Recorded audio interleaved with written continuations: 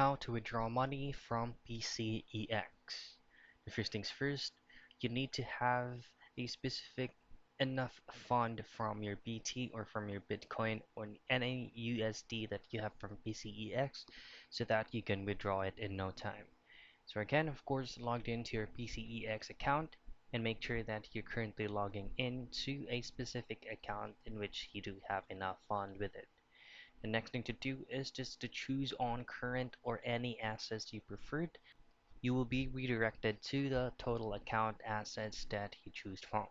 So what you want to do next is just to hit on withdraw and then input all necessary details like the chain on a specific payment method where you would like to get that specific amount you have from BCEX to be withdrawn, and then just simply hit on transfer.